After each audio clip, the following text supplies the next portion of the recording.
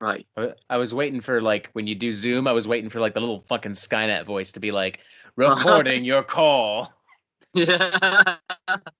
Thank you, Skype, for not scaring the shit out of me, unlike Zoom. What is up, guys? The Strong Boys 19 here. So this is going to be another albums topic video, and I have a very special guest with me who's one of my favorite people to watch when it comes to album reviewers and YouTube in general. I have the one and only, the Metal Meltdown. So what is up, man? I am doing wonderful. A lot is up. Nothing is up. All kinds of stuff. It's cold outside, and I've got a drink, and I'm ready to talk about some fucking music.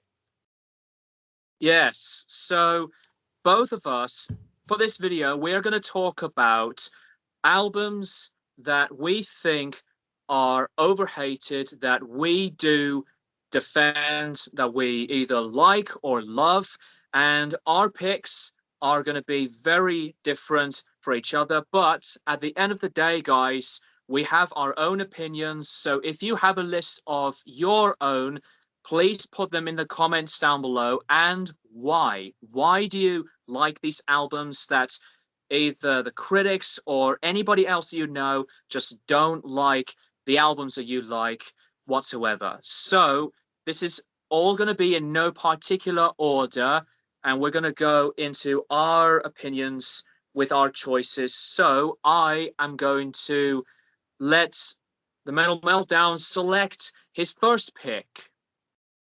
Sure. So slight correction for me. As anyone who watches the Metal Meltdown knows that when I put a list together, it's always in order of release. So for me, I'm going order of release. 1994. I'm starting with Fear, Emptiness, Despair from Napalm Death. This is kind of an interesting album because not only are the fans divided on it, but the band themselves don't like it. Like Shane Embury put out a statement way back in the day where he's like, "Oh, I fucking hate this album because it's like our commercial album. It's the mainstream groove metal alt rock Napalm Death."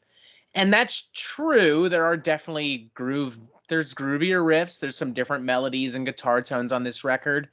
But I don't know. Maybe it's just because I'm a Napalm Death fanboy, but there are some crushing songs on this fucking album. Like, I don't know. I mean, right from the moment Twist the Knife starts, it just bludgeons you with these gruesome fucking tunes. I talked about it recently in the Reviewing Every Napalm Death video, which is when I rediscovered this album.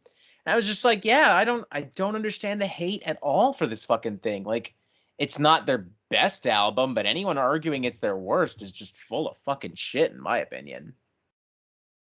Yeah, as much as that I am quite a big fan of the band myself, and also I've been listening to some of their later albums involving Order of the Leech to Smear Campaign, but Fear, Emptiness, Despair is always one of my personal favorites, and I really like a lot of the brutal and more groovy oriented sounds of this kind of direction. I mean, it's like I think it's one of those albums where I believe it's wonderfully produced. The guitars were disgusting and the drums sound brilliant, and I actually don't mind the sound of Barney's vocals. Yes, it's pretty different, but I think the album by itself is really one of my personal favorites in their discography.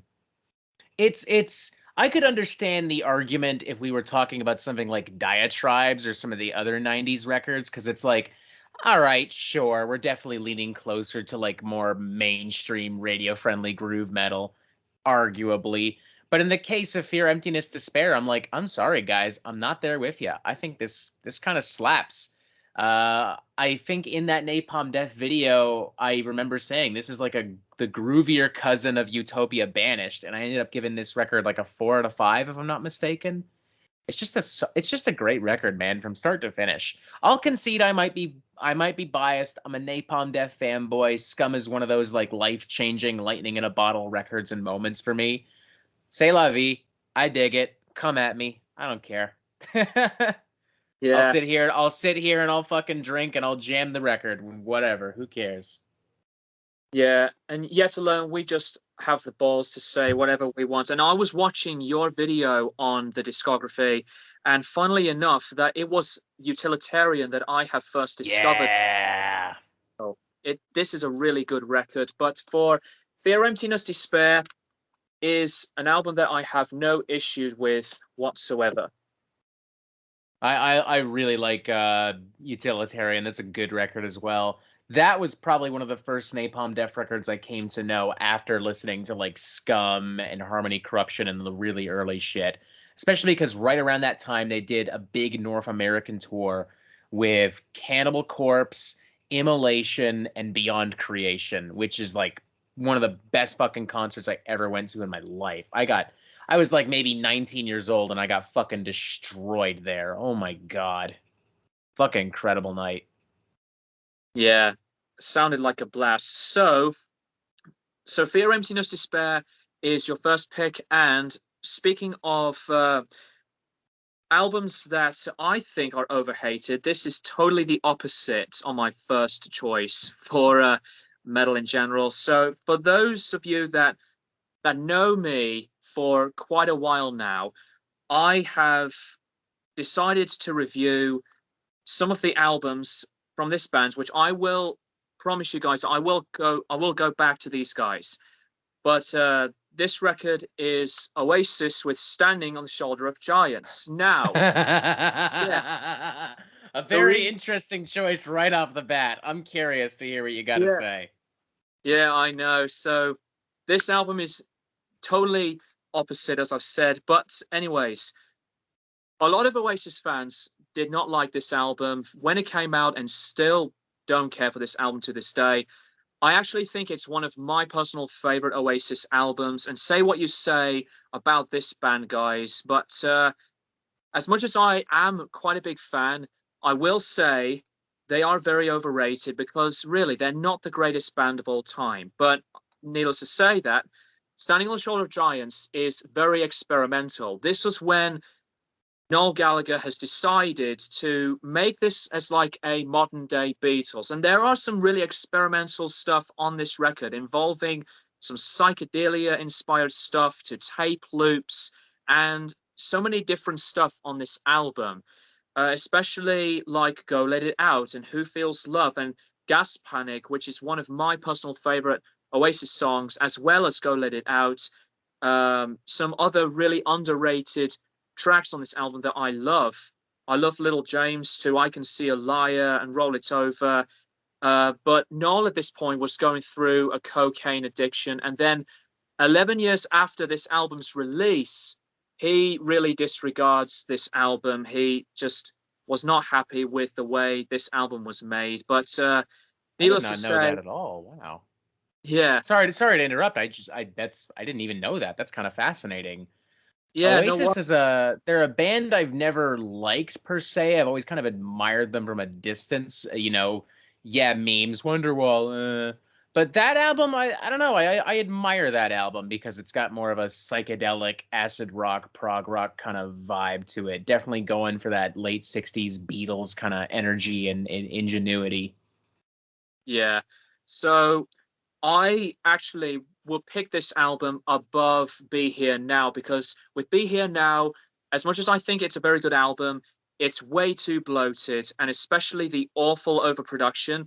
This is not like that, thankfully. So I'm one of these Oasis fans that loves a lot of this stuff to this record. It has some flaws though, because there are some tracks that I do not care for. Obviously, this is nothing like the first two records, but I could really go on about this album in a video when I will be maybe do a ranking of Oasis discography. So anyways, Standing on the Shoulder of Giants is my first pick. Okay. I think it's a solid pick. It's definitely a little spicy, a little controversial. Mm-hmm. But I don't know. I didn't actually know that about Noel. So I that kind of makes me want to revisit that record, to be honest. I mean, I remember enjoying it as a kid, but I also remember like there were a lot of videos and jokes about Oasis. And I mean, Wonderwall itself is a fucking meme. Yeah. But I also remember like a parody video from like College Humor or some shit like that where it was like, Oasis rock band. It's like the Beatles, but worse, or some shit like that. I get it, but I don't know. At the same time, it's like it's better than a lot of like these alt rock bands left over from the 90s where it's just like they either disappeared or died or did some stupid, stupid, stupid shit. I don't know. I respect it. I kind of want to check it out again now. Yeah, so that's personally all I would say for Standing on the Shoulder of Giants by Oasis. Some of you guys may agree or disagree, but you know, it is what it is. So what is your second pick, Robert? My next one is One Hot Minute from the Red Hot Chili Peppers. Interesting. Yes. This is by no means a perfect album. It does have some issues. But I don't know. I don't buy that this is like, I don't know. It's always viewed as like the black sheep of the Chili Peppers discography because John Frusciante has left the band. Dave Navarro is in. They're bringing in a lot of heavy sounds and influences, kind of like Mother's Milk, but still retaining the funk and alternative rock of Blood Sugar Sex Magic. So it's kind of like a dark funk metal, alt metal edge to it. The lyrics are also a lot more introspective. Anthony's more open about his drug addiction and some family issues and shit like that.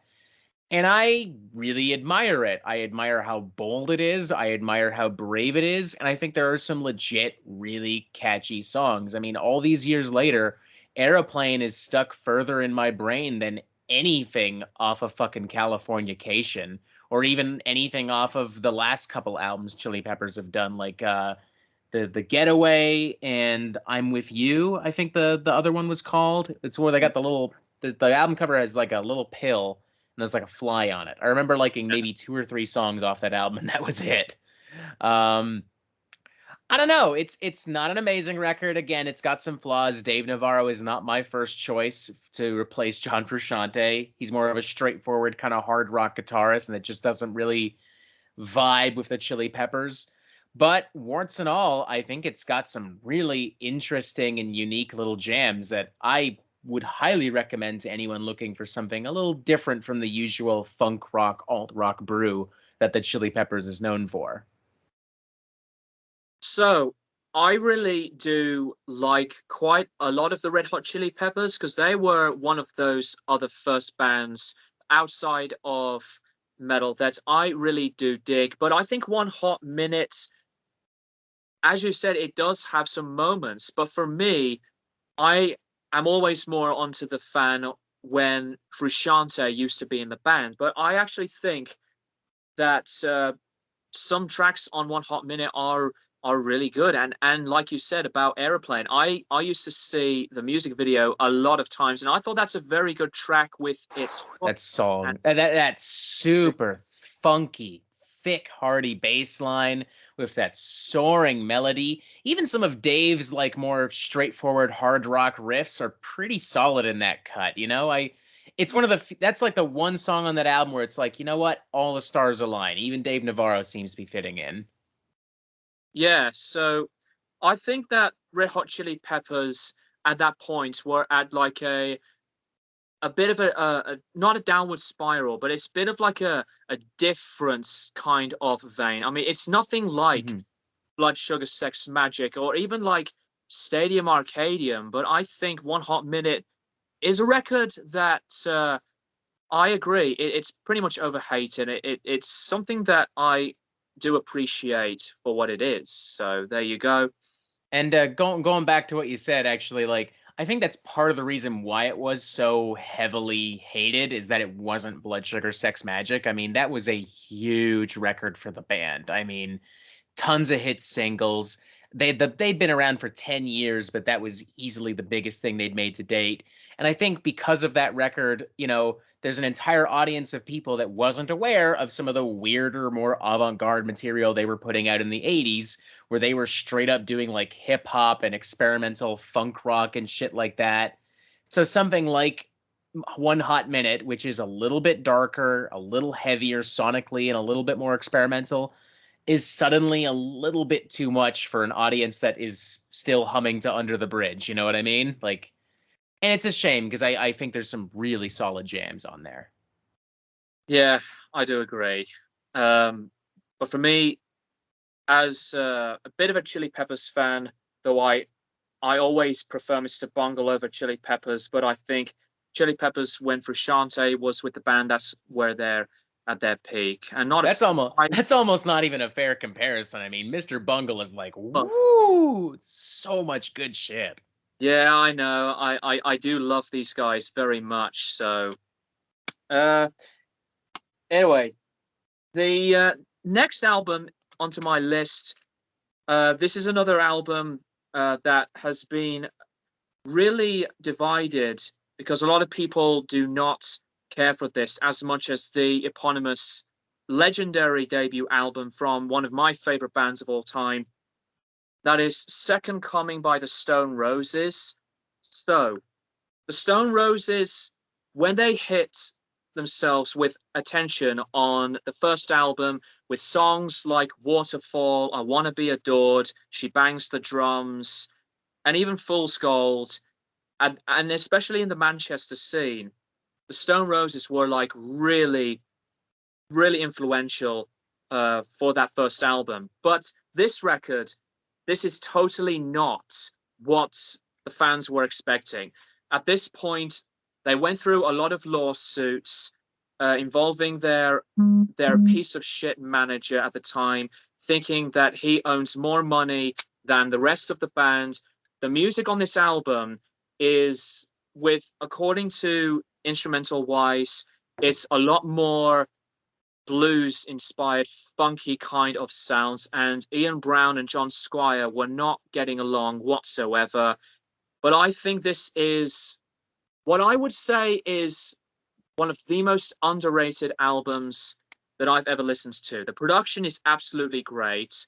There are some songs on this that I do love a lot on here. You know, Driving South, Daybreak, some of the stuff on here, Squire was really inspired by Led Zeppelin, especially with tracks like Your Star Will Shine and Tears to Love Spreads. Love Spreads was the main popular reason of a song why the anticipation for this album was really high, and it was highly charted in the UK, but upon its release, it was very disappointing for a lot of the fans because this was in the mid-90s, and Oasis were really getting a lot of the attention than what the Stone Roses, because Oasis, especially the Gallaghers, were big fans of the Roses, but Second Coming as an album, I personally think it didn't deserve some of the backlash. But, you know, I am one of those other Roses fans that does defend this album for quite a lot. I don't love this album. Some weaker spots on this record, but I think it's an identity that needs to get a lot more attention. So there you go, Second Coming by the Stone Roses. So, full disclosure, I don't know if it'll show up on camera because I was kind of sneaky about it. I had to just look up who the Stone Roses were. Yeah, no worries. Maybe it's a regional thing. I don't know. But Anna, have you ever heard of the Stone Roses? No? Okay, so maybe they never got big here in Canada. Who knows? But yeah, I'm sitting here just like, okay, who the fuck is this band? Hey, that shit happens all the time. There are tons of Canadian rock and metal bands that never have a dent anywhere despite being massively influential here. Like Voivod is crazy influential all throughout Southern Ontario and Quebec, despite not ever having sold a ton of records worldwide. I'll check them out, though. I'm happy to check out some new tunes. I think it certainly sounds interesting from the way you've described it. Yeah, so I always admire the first record, and it's one of my top 10 debut albums of all time. But oh wow, like I said, this was totally opposite. It's much more bluesy. There's some acoustic stuff on here, some improvisational jams, but some of Squire's lead guitar work is at one of his very best. But this was released through Geffen Records, whereas with the first album, it was released through Silvertone, which was an independent record label at the time of Self-Titled's release. So, yeah, it was largely ignored, And, you know, what could I really say anything about this album? I may possibly would like to do a video about this album, since one of my subscribers is like Stone Roses mad fanatic. So yeah. Pander to the fan base. Hell yeah. No, I'm actually kind of excited to check that out then. I'm always love exploring new music, especially you know, England has a reputation for putting out pretty good rock music. So, you know, Yeah. even the worst rock record out of the UK is usually still pretty good by Canadian and American standards. Because let's be honest, North America has some fucking shit sometimes. Oh my lord. Yeah. Anyways, what is your next pick? All right, this is where I might lose a couple of people, but fuck it. This is what we're here for. Diabolus and Musica from Slayer. This is during the, I guess, as we're calling it, the band's new metal phase. You know, Korn is kicking around, Deftones is kicking around. This record is definitely influenced by some of that. There's some murkier grooves. There's some down-tuned guitars and beats all over the place. There's no turntables. There's no fucking samples, no fucking rapping, nothing like that. But it definitely does have a little bit of that new metal edge and mud. But despite that, it still feels and functions like a Slayer album should. And as such, I think it's actually still pretty good. The production, especially as far as new metal is concerned, is fantastic. Tom's voice is crystal clear across this whole record, more so than on any other Slayer record, I'd argue. Percussion is nasty. The bass has a nice earthy tone that actually adds a lot of substance to this record because we're dealing with new metal, which has those big dirgy grooves. Some of the guitar work, not my favorite, especially the solo stuff. But man, when this record hits, it hits. I think really the only reason that it's as reviled as it is because it's not a true Slayer record. This isn't South of Heaven. This isn't Rain in Blood. What is this? And it's like, all right, sure, but it's not spiritually all that different from what I would expect of Slayer. It occupies a territory kind of like Fear, Emptiness, Despair, where it's just like, okay, it's a little bit different. So fucking what? I don't know. It's not amazing. It's not my favorite Slayer record, but I do not at all think it deserves the hate it gets. And I'd make the argument that if this were released by a no-name new metal or groove metal band, people would love this fucking thing. I think the only reason people hate this thing is because it's got the Slayer name attached. That's it.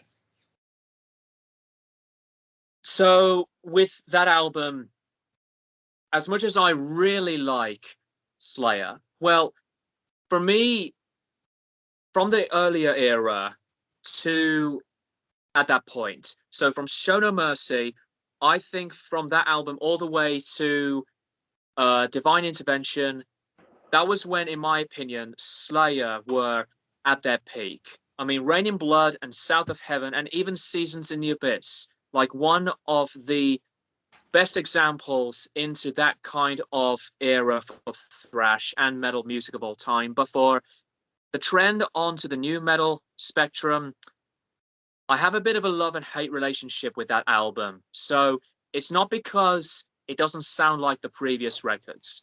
What I do respect is that most of the album was entirely written by Jeff Hanneman, God bless his soul, because I really appreciate what his idea was, and especially with what Slayer was trying to achieve with that album, and especially when they used to do these random covers on Undisputed Attitude. That was a different thing, but for that album, I appreciate it. There are some moments that I kind of dig, but it's out of all of the albums, it's personally my least favorite Slayer album. But I do get why people say that it's more than just an all right album. Some people love it, which I totally respect. Mm-hmm. But out of all of the Slayer albums, Diabolus and Musica is really one that I just do not care for, especially with some of the songwriting and some of the lyrics. It's very unmemorable in my opinion, but it had some highlights. But needless to say, like you said, it was when other bands in that kind of scene were breaking through.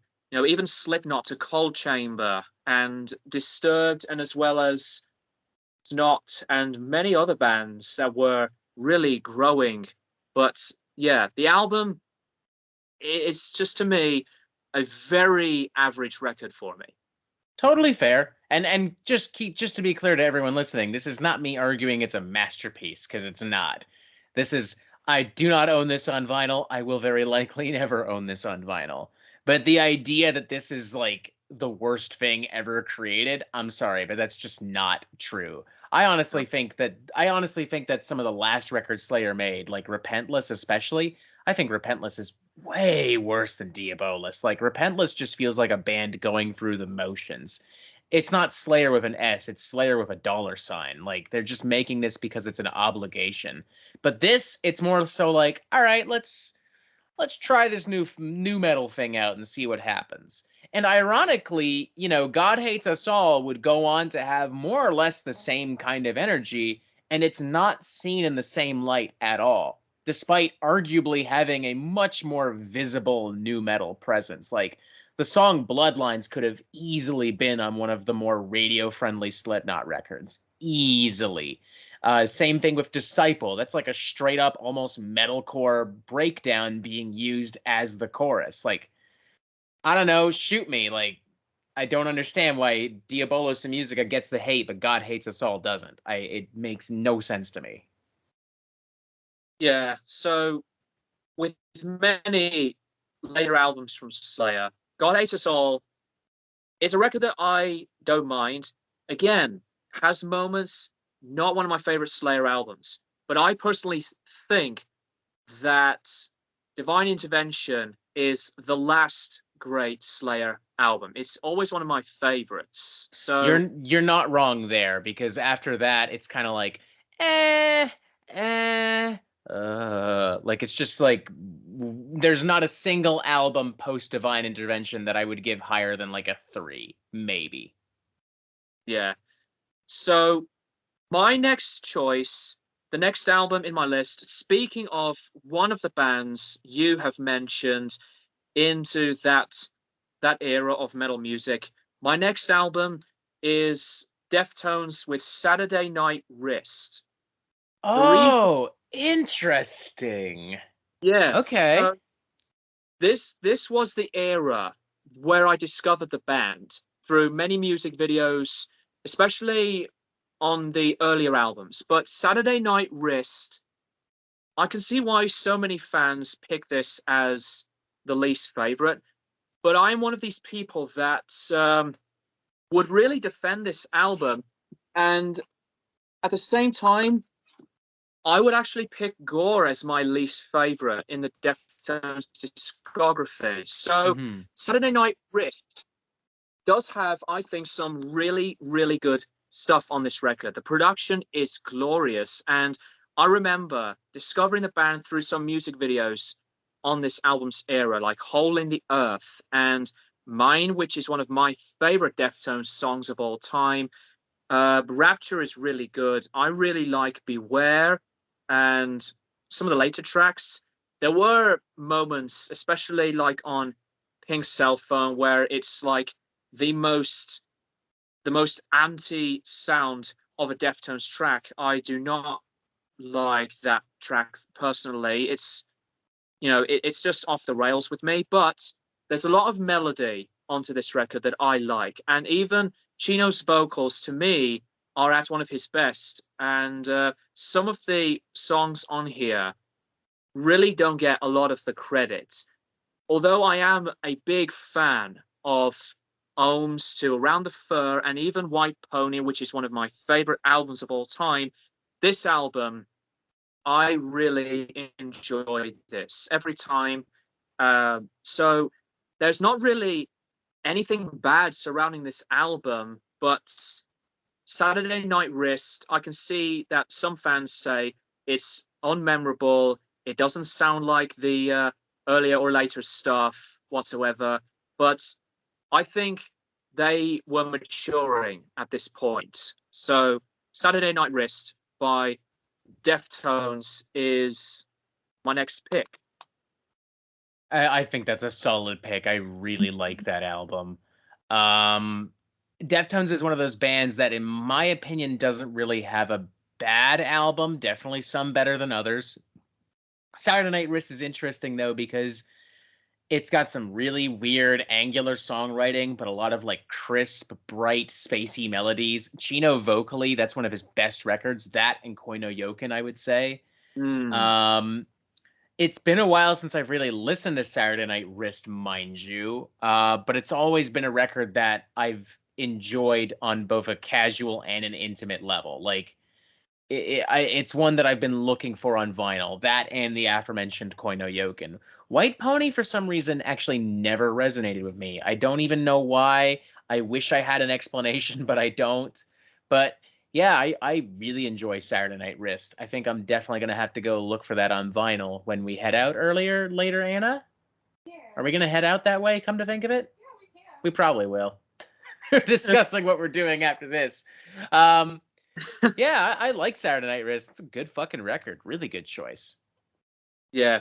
And as you say about Koi no Yokan, I love this record as well. It's one of my top 5 from this band, but I think that Saturday Night Wrist has some really good stuff on there, especially where they go really clean and soft, especially on that kind of very effect-driven shoegazy kind of sound, and especially with Koi no Yokan. So Deftones, I think Deftones have moved on from being one of the heavier sounding bands of new and alternative metal, and they just decide to explore.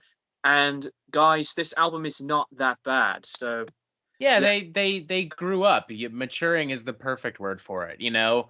Unlike Slipknot and Soulfly, who leaned heavier into the metal, unlike Linkin Park, who leaned heavier into the pop, you know, Deftones kind of realized we're not really pop or metal. We're an alternative band. So let's explore those influences. Let's explore experimental and art rock and alternative rock and shoegaze. And I'm so happy they did, because it's led to some really great material.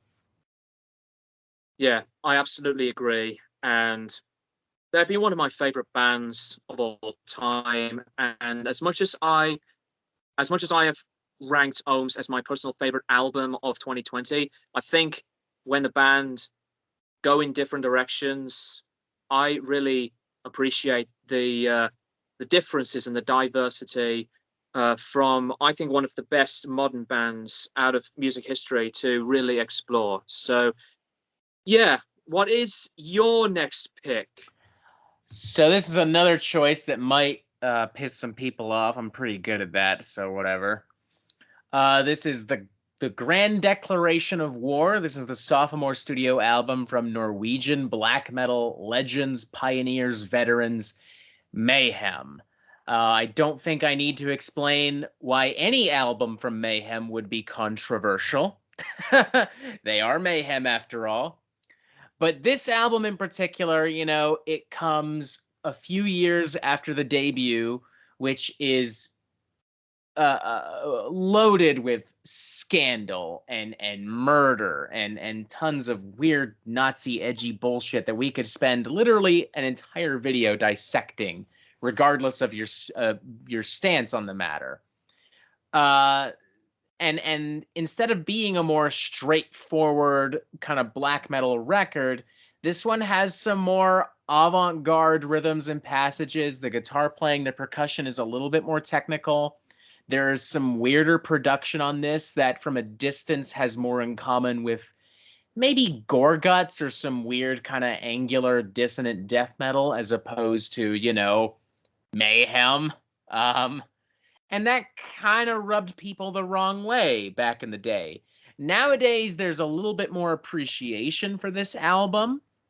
But that being said, if you ask the average Mayhem fan what they think of this record, the answer will very likely be, that's not true black metal, fuck off. And I just think that's kind of gross. I mean, Look, at the end of the day, you like what you like, but if your problem with Grand Declaration of War is that it's not true black metal, piss off, because there is still some gnarly fucking black metal flavor across this thing. Yes, it's more technical and unpredictable, but I don't see why that's objectively a bad thing. Maybe not your cup of tea, but fuck it. I don't know. I really enjoyed this album. I do like some black metal, especially with most of the greats, really. But Mayhem is one of those bands that, to me, they're just like always non-apologetic, and I don't see the problem with what kind of move and direction the band wanted to make on that album. I mean, it's nothing like the first album whatsoever, because the first album is absolutely one of the biggest and best influential ones of all time in black metal. It Just is at the very least a definitive black metal record, like more so than anything that Enslaved, Emperor, Immortal, Dark Throne ever made. Like, you type in black metal on Google, the debut is definitely the first thing that comes up. Like, it defines the genre. yes. So as much as I think with Mayhem's debut being a classic, this album, obviously it's not like one of those later albums that, in my opinion, deserves some negativity. And when it comes to major other acts like Emperor, but also to Dark Throne and even Burzum, but many other acts along the lines, just because that it's not black metal just doesn't mean that it has to be all bad. And even with the criticism of big massive fans saying that's not true black metal, I mean, for fuck's sakes, Mayhem is still a black metal Yeah. band. Imagine unironically saying that Mayhem isn't true black metal. Yeah, Like, Mayhem, there's no black metal without them, you doofuses. Like, fuck. yeah, Mayhem always will be a black metal band. But just because you think it's not black metal does not mean that you have the right to say that they should just make every album just as alike as like a classic album, because that would be really typical. But I really think that black metal with a difference in sound and production and variety, I really enjoy that kind of movement, especially with Mayhem. So yeah, especially with a lot of people would just stick to the first few albums, but I think with many other black metal bands involving Mayhem with later albums like this one, I will suffice that it's, to me, really really an enjoyable album, and it's not as bad as many people say that it is. Yeah, I can totally understand if you just don't dig it. If you're into more traditional black metal, that's fine. But I would argue this whole, oh, it's not true black metal. From what I understand, and feel free to correct me if you think I'm wrong, I don't think I am. But the whole ethos of black metal, the whole idea, the spirit of it is to do whatever the fuck you want, to be dark, nasty, provocative for the sake of doing so. I mean, and how much more dark, nasty, and provocative can you really get than just fucking with the fans and being like, yo, we threw some fucking Voivod and Gorguts riffs in there, fucking deal with it. Like, how much more black metal can you fucking get, honestly? In my opinion. Like, screw the whole church burning shit. Who gives a fuck? That's just whatever. It's stupid. But as far as the ethos of black metal, it doesn't really get better than this album, at least in my opinion. Yeah, and I totally respect and admire what you want to say, but I don't think any opinion has to be corrected, because I mean, let's face it, we have our own views, and any metalhead has his or her own views about anything. And most of the time, a lot of them are they can be open-minded, but there are some toxic fan bases where they just do not accept change, accept open-mindedness, and that sometimes is what pisses me off about some other Hmm.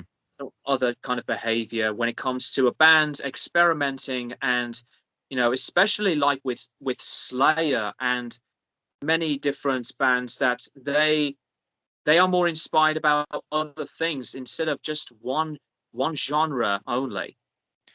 What I would say to any metalhead is your favorite metal band very likely does not listen to only metal. I promise you. That's the reality. Like, like you can go back to like the interviews with members of Celtic Frost. Like in the Banger TV fucking lock whatever it was called. They did a documentary about extreme metal. And they talked to the bassist from Celtic Frost, and he straight up said, yeah, we were just as influenced by goth rock and by post-punk and by a lot of classical music. We were just as influenced by that as we were by fucking like Metallica and Slayer and Iron Maiden and whatever. Like, I don't know. I just think it's stubborn to look at only one thing and be like, yep, this is the only fucking thing I'm ever going to listen to. But hey, if that's what people want, who am I to judge? Whatever. Your business at the end of the day, not mine.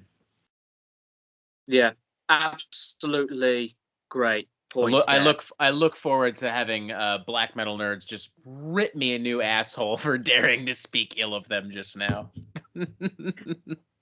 So yeah, you hear it here, guys. So it's zero fucks given over an opinion. Right. So my next choice is from one of my favorite bands, one of the biggest bands of all time in the Ooh. world, just for obvious reasons.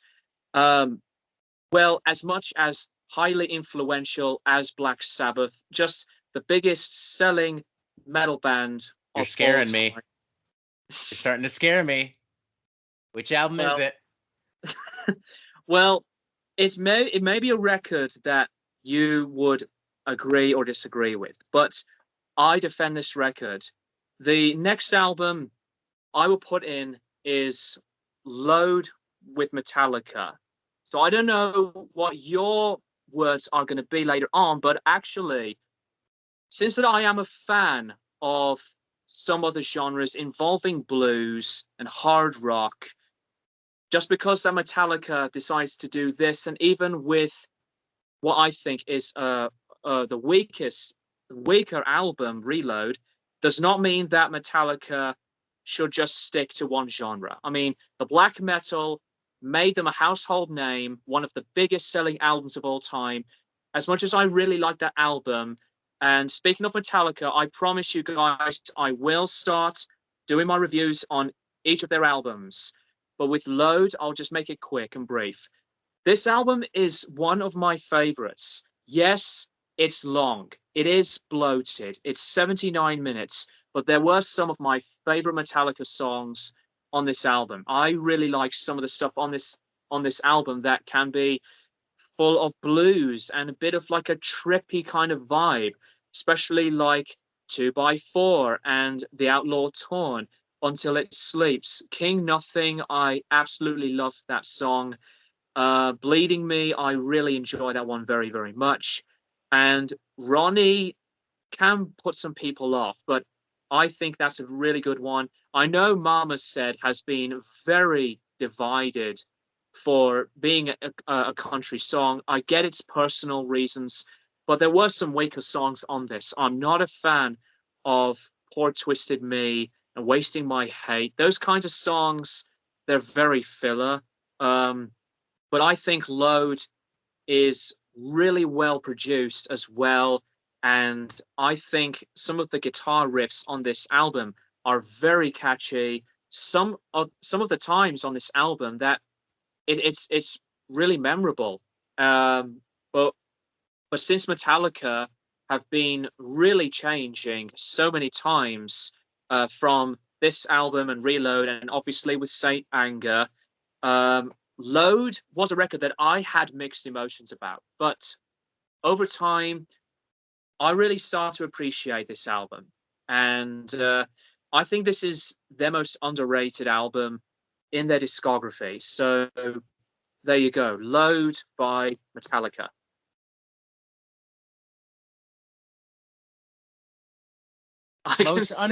Most underrated album is a no pun intended loaded statement. But you're not wrong that it gets way too much hate. It's by no means my favorite Metallica album. It's got some the opening cut in particular, Ain't My Bitch, is unironically one of my least favorite Metallica songs. It sounds like Motley Crue trying to write a 2000s butt rock post-grunge song. I can't stand that cut. Fair. I mean, I'm not a fan of Motley Crue either. But, you know, Until It Sleeps is a solid song. King Nothing is a good song. I'm fine with some of the bluesier influences and elements. Mama Said I actually think is a great song. Not necessarily a great Metallica song, but a great song, all things considered. I like how warm and lush the strings are on that. I like that kind of southern twang that's introduced. I think they handle it quite nicely.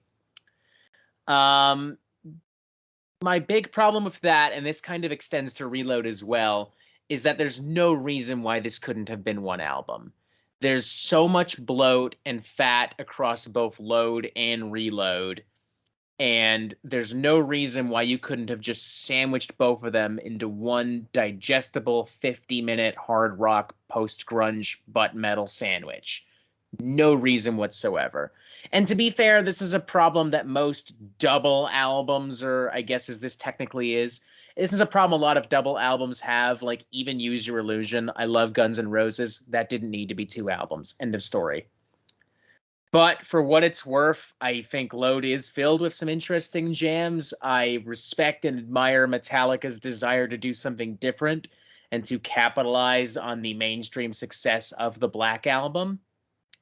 It's not my favorite record. I will never own it on vinyl. But, you know, Metallica gave me 5 legendary albums in a row, so fuck it. I will happily just bite my tongue, and the people who love Load, by all means, do so. Because there are indeed some fun songs on there. I 100% agree that Load and Reload, for me, as a Metallica fan, I would say they should really stick to the strongest gems of material and just put it into one record, like you said. And with Reload, it's really inconsistent. And that album feels like the leftovers of Load, like the shit they cut off and they went, oh, fuck, well, we can't just throw it out. We worked so hard on it. I don't know, just fucking, I don't know. It seems like something that could have been like, this could have been a compilation record. This could have been an EP. This could have been anything other than a full-blown album. This did not need to be an album. Yeah, so I am one of those people that obviously, whilst recording, that I am quite a bit of a big fan of this record, but with following Reload, it got really tiring, and I think Reload does have one of the worst Metallica songs, and especially with Saint Anger, but there are some fluff, some weaker spots on the record, like I've mentioned earlier on. So I can see why so many people were pissed off about this, especially with the look of the guys, shorter hairs and makeup and all of this. Yeah, they're definitely trying to appeal to that kind of 90s rock audience and crowd. And I can understand why, you know, heavy metal is not super popular in the 1990s. I can totally understand wanting to appeal to that kind of grunge alt rock audience. But at the end of the day, you gotta bring the tunes. That's what it comes down to. Load has some tunes, but not enough for my personal liking, at least. But hey, there are tons of people that love Load and Reload. More power to you, honest to fucking God. Whatever. Maybe it's an age thing as well, because I grew up listening to like 80s thrash and shit like that. So maybe for me, it's just like We're just going to have to agree to disagree. I think Load is going to be one of the last Metallica albums that I will personally buy on vinyl. But for me personally, on the later point of Metallica, with Death Magnetic and Hardwired, I won't say a lot of them too much on here, but I like those albums, but it's just all down to a lot of, well, all of the 80s and some of the 90s stuff for me. So yeah, Metallica's Load to me is overhated. You have a very very diverse opinion that I completely understand, and I know Metallica fans would maybe agree or disagree, but yeah, it I is what it is. mean, the Load did sell a ton of records back in the day. It's not unfair to assume that there's a pretty strong following. It's not at all unfair. People don't buy albums that they actively hate. They just don't. So it's fair to say that you are not in the minority here. Yeah. All right. So I wonder what the next pick is on your list. We're we're jumping forward a bit. Sorry, my brain fucking deep fried for a second. Yeah, My next pick is Black Rain from Ozzy Osbourne. no. Ooh. Yeah, a little bit of an ooh. You know, when I did the reviewing every Ozzy Osbourne video, when I was preparing for that and re-listening to a lot of the Ozzy records, one thing that stuck out was how inconsistent his discography was. And then up into like the late 90s and into the 2000s, how like completely mediocre and lifeless it was. Like the Osmosis record and that Undercover record, oh my god, that was just fucking soulless. Soulless is the word I would use for everything he released from No More Tears to Black Rain. But there's something about Black Rain that just kind of works. Maybe it's because Zakk Wylde is writing more material. Maybe it's the production. Maybe because there's a little bit more variety in terms of the actual music and the songwriting, because the lyrics are a little bit more politically charged. They're talking about the Iraq War. They're talking about capitalism on top of the usual Aussie bangers about wanting to party until fucking 2 a.m. Whatever the case may be, probably a combination, come to think of it. This record just kind of hits for me. There's a lot of really strong songs. Lay Your World on Me is one of his most underrated ballads. 11 Silvers, Civilize the Universe, great songs. And I genuinely feel bad for the motherfucker that does not want to just rip something open the moment they hear I Don't Want to Stop. That is just like the ultimate nonstop rock and roll party song. That song defines Ozzy Osbourne more so than anything from Blizzard of Oz or No More Tears, because that man was like, what, 60 years old when he recorded that song, and he's still fucking going now somehow. How is he not dead? And he's still going because he literally don't want to stop. It's in the song. He don't want to stop, and he doesn't, and he won't, and he can't at this point. I love that fucking song. It's just a great record. It's got some issues. Ozzy's vocals are definitely starting to wear thin right around this point.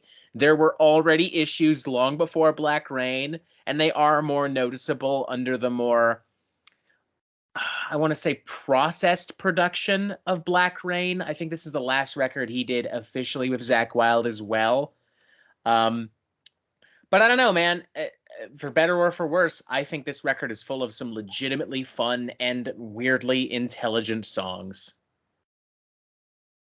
I really think that Black Rain is quite an enjoyable album, and I do think that No More Tears was the last strong Ozzy album. I mean, I love a lot on that record, but for Osmosis, that is my least favorite studio original album from Ozzy. I mean, yeah, some covers are better than others, but since that I'm a Lennon fanatic, I love his How cover. But needless to say, Undercover really was not one of the best. My thoughts on cover albums are pretty well documented at this point, so I'll spare people the lecture.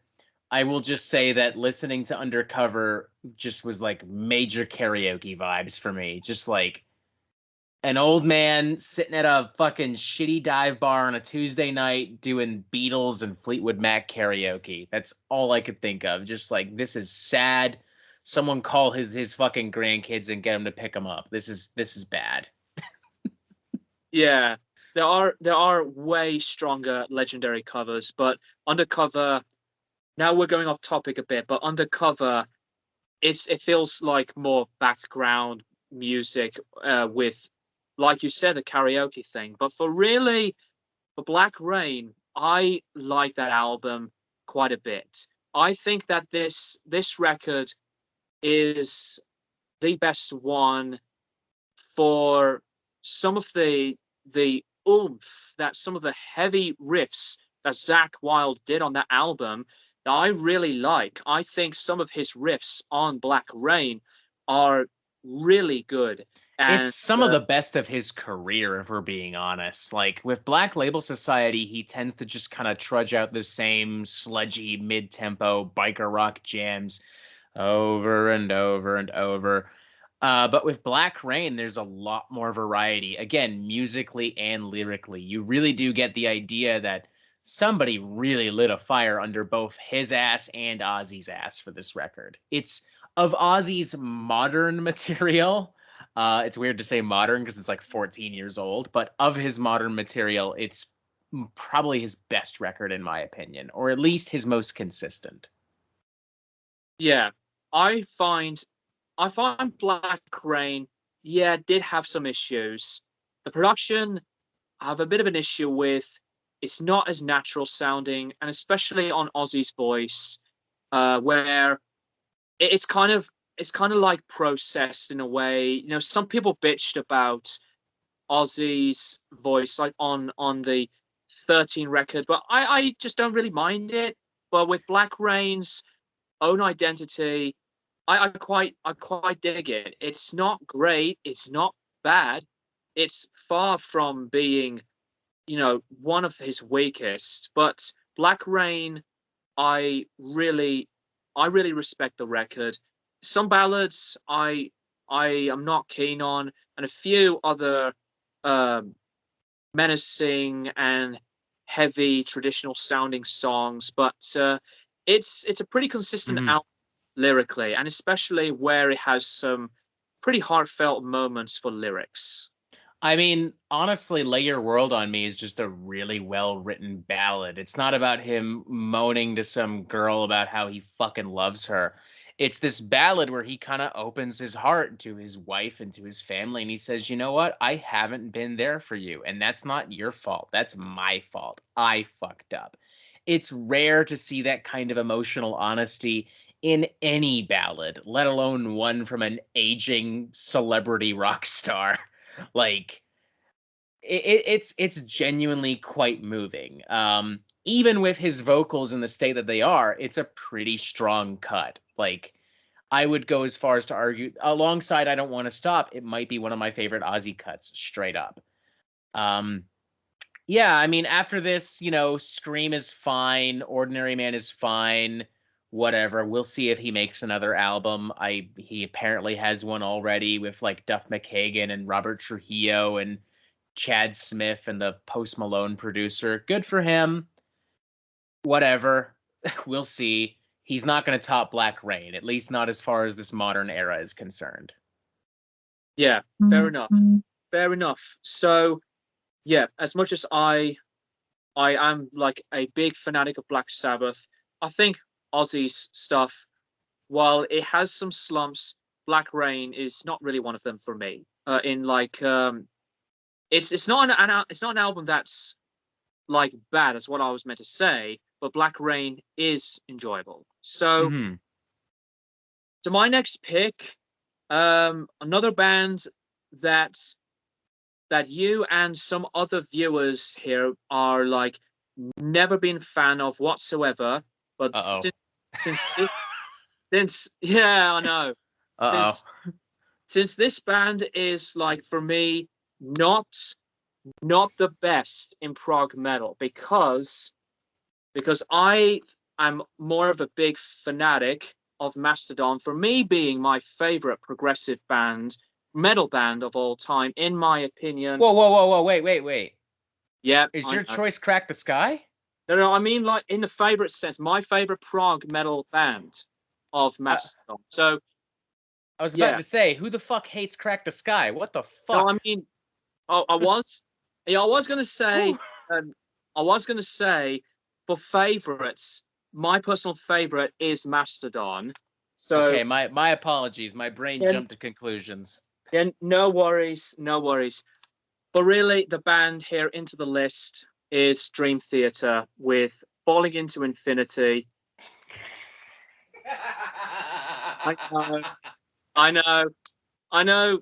You guys say what you say about Dream Theater, but you know, Falling Into Infinity is a record that, yes, this is when I know you're going to go absolute bollocking about this. I mean, I just walked up for dramatic effect, and then I realized that's actually quite rude because I'm in a conversation with you. So go ahead.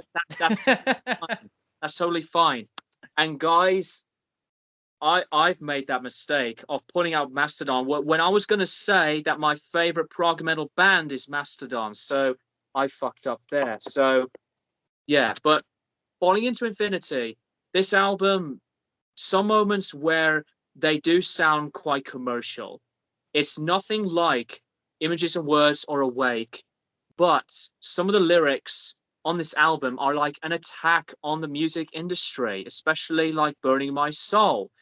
But I think Falling Into Infinity really does live up to the cuts with, I think, some of my favorite underrated Dream Theater songs, like New Millennium, and especially with Hollow Years and Take Away My Pain. It's like some moments vocally and performance-wise, it has, for me, one of Labríe's more moving kind of sounds of vocal performances, and really well produced sounds from Kevin Shirley. And I really enjoy this album. I know that some Dream Theater fans will say this is not a very good album because, you know, whatever, blah blah blah. It's not Images and Words or Metropolis Part 2 or whatever. I mean, obviously this comes out before Metropolis Part 2 became a thing.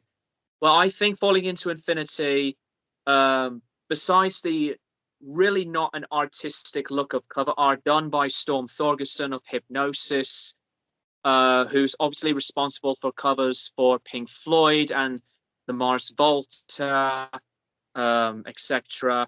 But Falling Into Infinity really is not all that weak in comparison. I always would pick this album way more than the very bloated and awful album that was The Astonishing. But yeah, Falling Into Infinity is my next pick. I am going to keep my thoughts very brief, and because my opinions on Dream Theater are pretty well documented at this point, to the point where I pretty much pissed off the entire prog metal fan base. All I will say is that particular album is not their best, but it is not their worst. Their worst is without question The Astonishing, like to the point where even Dream Theater fans have a problem defending that record. But that being said, I might not be the right guy to comment at all, because as has been documented, I am not a fan of Dream Theater. Not for lack of trying. Contrary to popular belief, I legitimately try every time they release something to understand why they are as popular as they are. But at this point in history, we've reached a point where it's like, we're just going to have to agree to disagree. That's it. Yes, that's totally acceptable.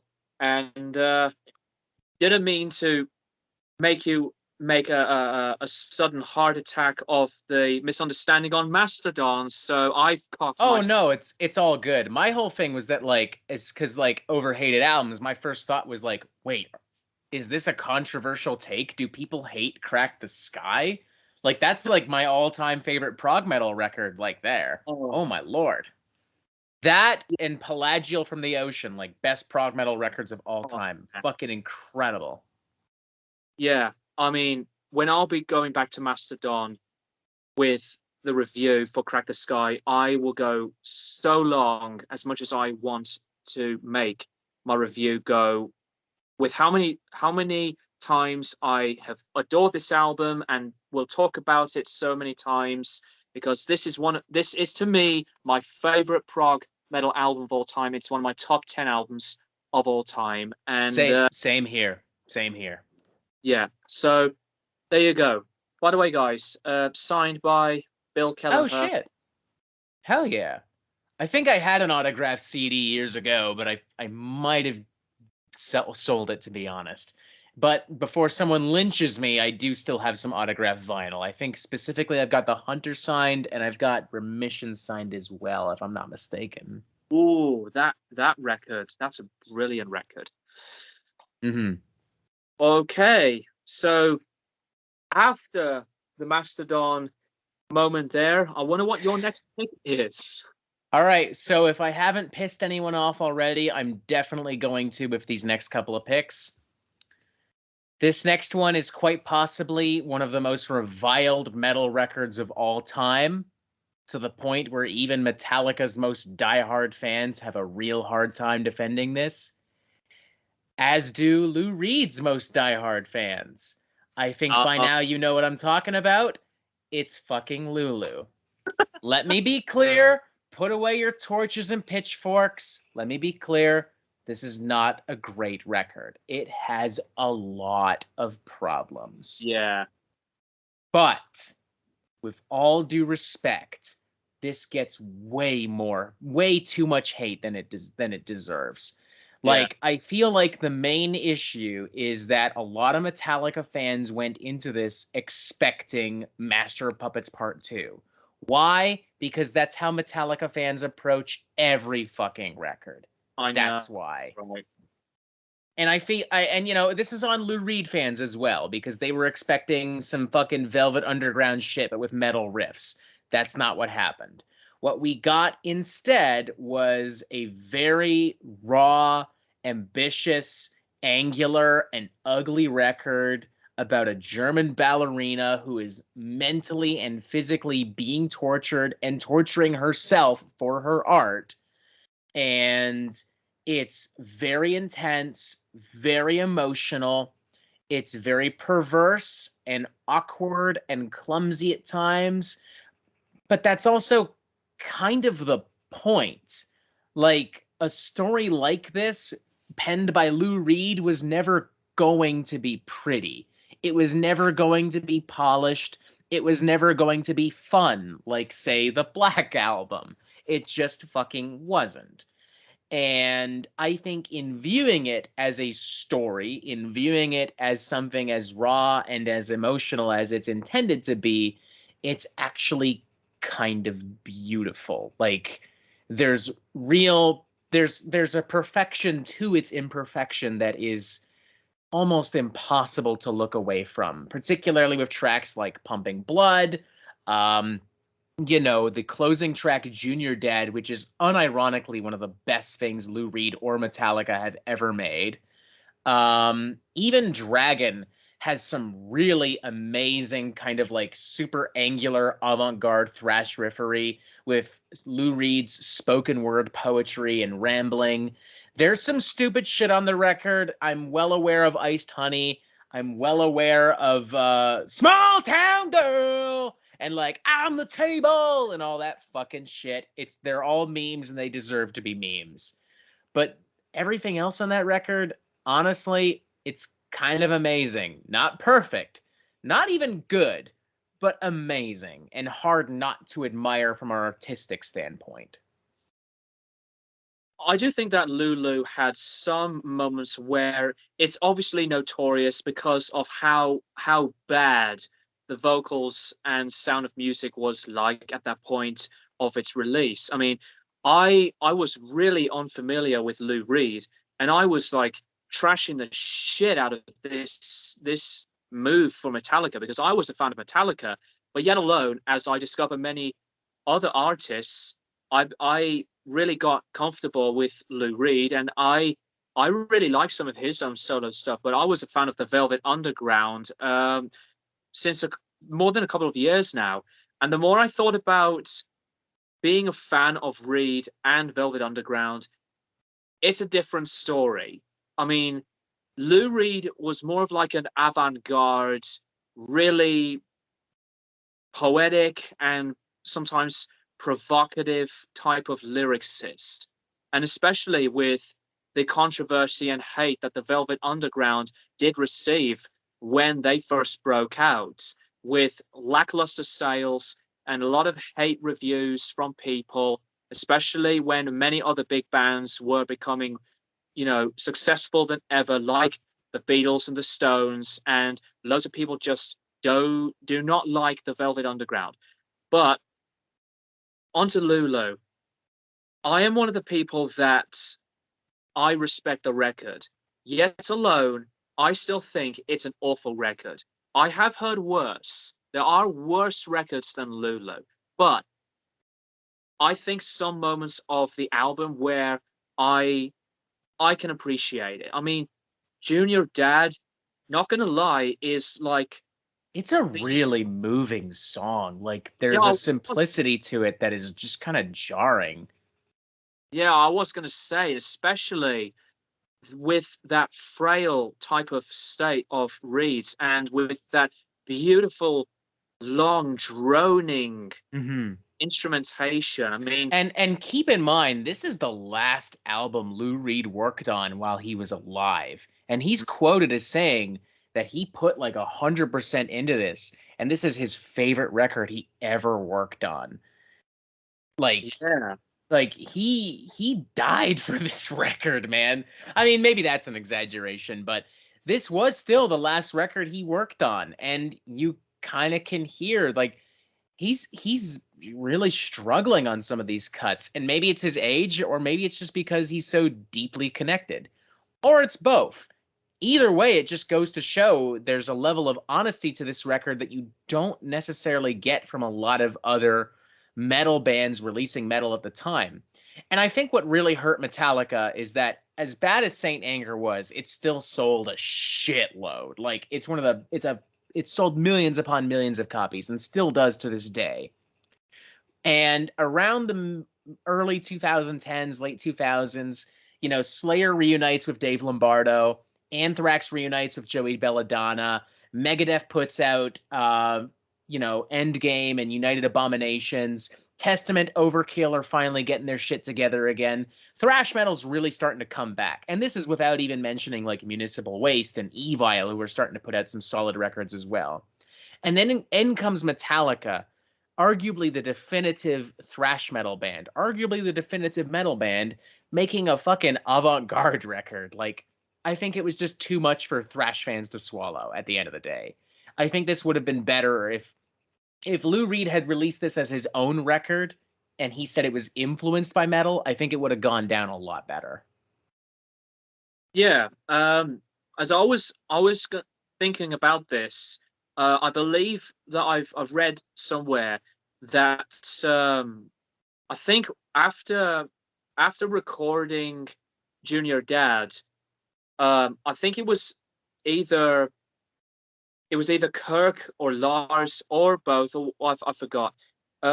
Most of the members of Metallica, after playing back Junior Dad, they were crying because that is like a really frail kind of a song. I think it's one of the better cuts on Lulu. And while Lulu is a lot of people's pick as like the worst Metallica album besides Saint Anger, I mean, I say Lulu is something that I don't hate. as much anymore. It's But an experiment that failed, but not as spectacularly as some fans would like to believe. That's kind of yeah, how I see it. yeah, exactly. So Lulu, I can accept that it is overhated. I'll tell you this, I'll listen to Lulu over Death Magnetic. Straight up, I will. I I don't will need, say I will say for production point, Lulu is listenable. With Death Magnetics, I am oh, out of the room because I that was the hate. moment where I lost all respect for Rick Rubin. I was like, you fucked this up beyond belief, my dude. You went from being one of the best producers in the game to being one of the worst overnight. That's almost impressive. You almost deserve a medal, Rick.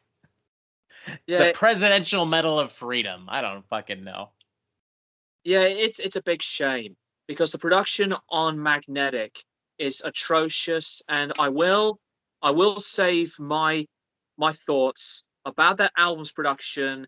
Yet alone, I've mentioned it before on an old video of albums are overproduced, whatever. But for Rick Rubin being one of the greatest producers earlier on with records from Slayer to Beastie Boys and Johnny Cash. Oh, And to he saved Johnny Cash's career with the American recording records, which are indeed, still some of the best country Americana records ever made. I cry every time I hear some of the stuff from fucking any of the American recordings records. They're so good. indeed, and Cash is a hero of mine as well. But yet the production on those albums are like one of, if not possibly the last best produced works that Rubin has done. And even he produced System of a Down, for fuck's sake. So Yeah, I mean, he got back into metal in the 2000s because he also produced Slipknot, and I think he did a Muse record as well, which I guess isn't really metal, but it's kind of adjacent-ish, you know? And then, Death Magnetic came out, and suddenly no metal band on the earth wanted to work with him. Nobody. Fucking nobody. He hasn't even done much since then. I think he produced one song from that Adele record, 21, like the big record she did. And I think he did the remix for Yeezus, which I remember hating. But that's it. He hasn't produced any rock at all since Death Magnetic, as far as I'm aware of. I feel free to correct me if I'm wrong. well, besides that, he did work. Get out. At least he did produce 13 from Black Sabbath. Oh, okay. I know some people. Okay. I can get it why so many people just don't like this production. Yet I think as much as I really like a lot of the album, I can see why some people hate the sound of this. I don't hate it. The issue isn't the production for me. The issue is more so the songwriting is it's just not there. I mean, aside from God is Dead, I really don't remember any song on that album at all. It's just, I don't know, whatever. The production is the least of my concern when it comes to that record. Yes. All right. So my next choice, the next album, I'm actually surprised that some fans of this band, some don't like this record. But if any of you guys are fans of this band, at least tell me why are you not a fan of this album or just don't care for it at all. I think while it is not one of their strongest, this is to me one of the other brave albums that any metal band has ever put out. I mean, it is dark, especially on the background side of things. And that is Magma from Gojira. Some fans do not. Oh. Yeah, I Some don't people. understand the hate for this album either. I really don't. I think this is one of Gojira's best. You know what? It's your pick. I will let you explain. Go for it. Yes. So with Magma, it's nothing like From Mars to Sirius or L'Enfant Sauvage, which to me, L'Enfant Sauvage was the best thing Gojira had put out in the last decade. But for Magma, this is a very personal record. Obviously, during the making of this album, the brothers' mother from Gojira, their mother had passed away from cancer, and a lot of the lyrics reflect that, especially with these lyrics. And while Joe was writing them, and as Mario was looking at the lyrics, he wept because obviously it's about their mother. And I mean, yes, I know there are some songs on here. Stranded, it does get a bit played out, but it's still quite a catchy song. The Shooting Star is really good, and Silvera, and I think Prey is one of my favorites. It's one of my favorite Gojira tracks, maybe period. But I can't help it. I mean, Lowlands breaks me sometimes. It's very deep of a song. It has a lot of feels.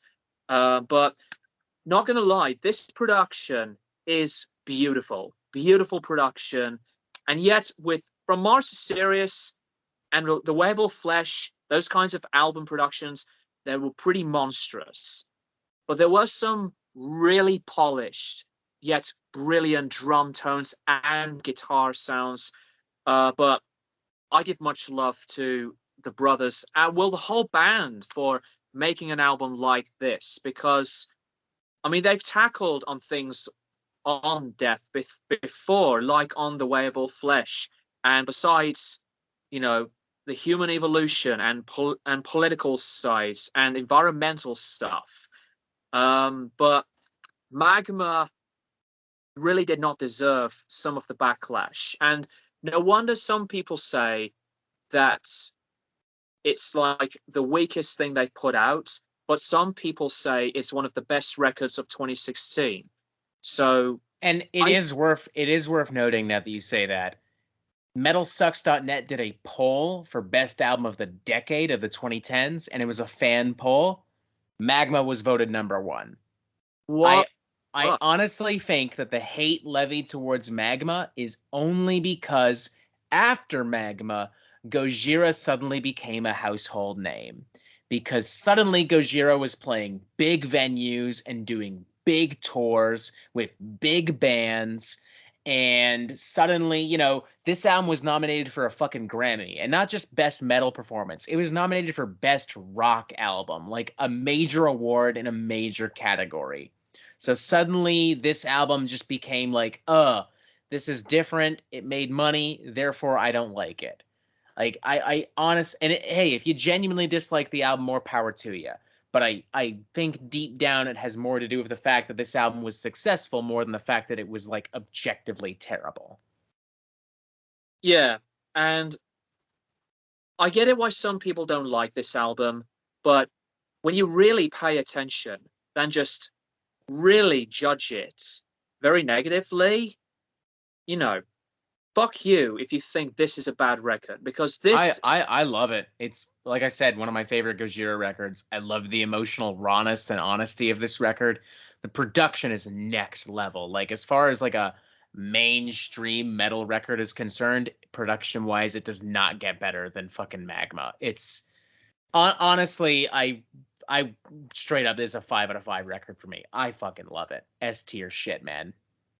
Yeah, and fuck you to any hater who thinks this is a bad record and not really understanding what this is about. I mean, for fuck's sake. I mean, another record. Yeah, another record that people praise. That is something very similar. That's really not as beloved as this. Really is like with Black Star. Black Star is a powerful album from Bowie, and yet that type of lyrical content, something like this. But yet alone, I really enjoy this record. While it's not for me one of the top 3. I am more of a fan of, obviously, From Us to Sirius and L'Enfant Sauvage, but I really like Terra Incognita, and even I like Fortitude to a certain extent. But this album's production better than the new album, in my opinion, especially the mixing of this thing.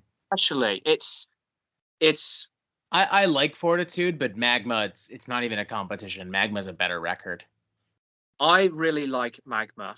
Everything, the mixing, the production, it's all wide, and it's one of the best produced Gojira albums. So there you go. Magma from Gojira on my list. Hell yeah. For me, this is from a band that gets a lot of hate in general, so I could probably pick any one album from their discography and I'd be fine. I'm picking this one specifically because I think it's their best. It is the self-titled album, can't believe I'm saying this, from Black Veil Brides. This is a band that has gone through a lot of different phases.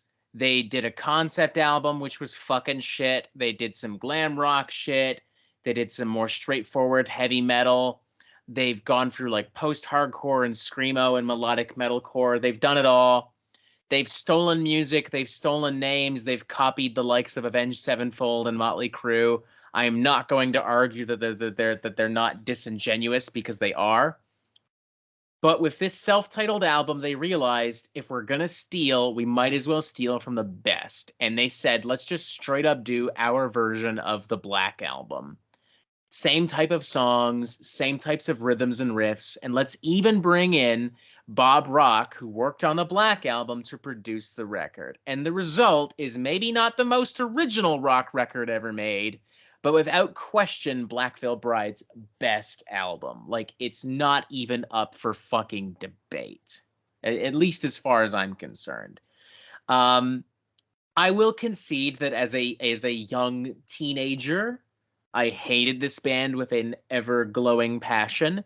They're still not my favorite band, but as a maturing adult, I realize that in retrospect, they get way too much fucking hate. And this album in particular, honestly, if you're a young kid looking for an entry point into hard rock and heavy metal, it's not that bad. You can do a hell of a lot worse than Black Veil fucking Brides, honestly. And I don't really have much more to say, because it's just one of those things where it's like you either love it or you don't. It really comes down to that. Yeah, I I'll have to just personally be very honest here that as much as Black Veil Brides has been a very big band, especially in the modern scene, I just can't stand the shit out of that fucking asshole. Totally fair. Don't get me wrong. There are days where I want to punch Andy Biersack in the fucking face. Don't get me wrong. I know. But like, just looking at the music objectively, I'm like, you know what? You could do a lot worse as a young kid, at least in regards to that one album. Fuck Wretched and Divine, though. That album can literally sit on a fucking dick. Yeah, so Black Veil Brides, I've never talked about them at all on the channel until now, because, you know, say what you would like to say about Black Veil Brides. If you like them, that's fair enough. But in my opinion, as much as I give them credit for their talent and the way of writing, but I absolutely never really gelled with a lot of their songs. And I just think it just becomes so predictable, really repetitive, and in like that they try too hard to stand as much as a lot of the others, because while I think they still are gifted musicians, they are always never my cup of tea. I'm not going to go in a ballistic rant about this band, because they are another one of those bands that I do not like. But for the sake of this video, Black Veil Brides was a pretty surprising pick, without a doubt. Yeah, I think even I surprised myself with that. But re-listening to it, I was like, you know what? It's really not that bad. This band in general gets a lot of hate, but this album in particular, you know what? If I was a kid listening to hard rock or discovering it for the first time, I probably would have liked this album. I mean, for fuck's sakes, before this video started, we talked about how I listened to like Evanescence as a kid, and that was my gateway into hard rock. So who am I to judge a teenager, like a young kid, for being like, yeah, Black Veil Brides, man, like, more power to you, kid. I mean, when you grow up, you might feel different, but for now, more power to you. Yeah, and more power to you with your words on some of the albums that I picked earlier on. So, next album in my list, a band that I always adored ever since, and that they are the first industrial metal band that I've ever discovered. From personally, maybe in my eyes, the most underrated album in the band's discography. This has given me so much nostalgia.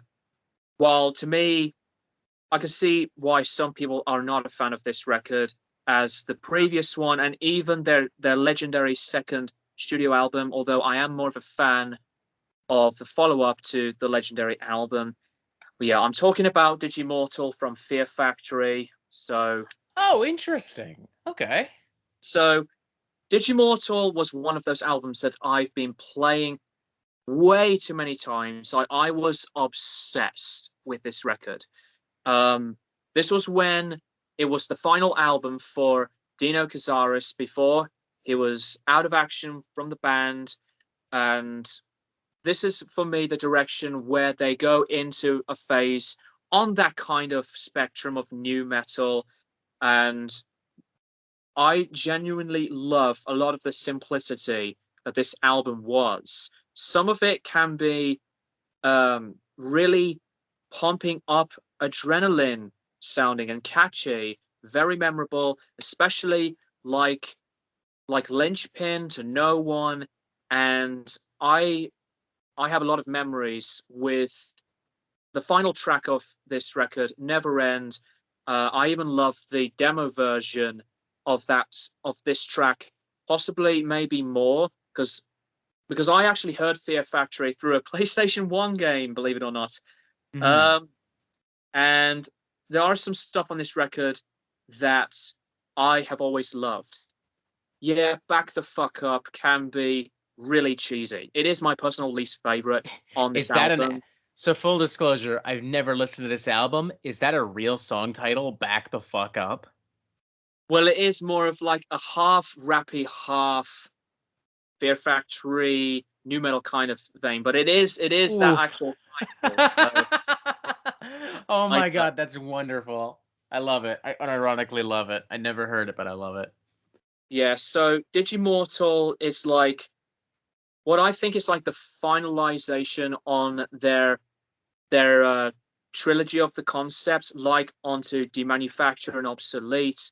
But this was a very divided, still dismissive album from Fear Factory. I mean, I am a big fan of Archetype, and I was really surprised. Yet respect with your opinion on Aggression Continuum, but I prefer previous Fear Factory, really from the first album of Soul of the New Machine to Archetype as my favorite run of albums from Fear Factory. So there you go, Fear Factory, Digimortal.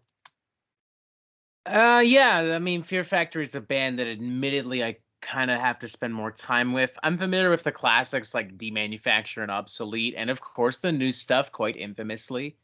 But yeah, that kind of in between period, not so much, especially not the stuff that was recorded without Dino. Like that stuff I didn't even realize they actually made music without him, because isn't that like his band? That would be like Megadeth recording without Dave Mustaine. Like how do you even do that? But I don't know. I mean, I'll take your word for it. I'll happily check it out. It gives me a good excuse to dive into the Fear Factory deep catalog.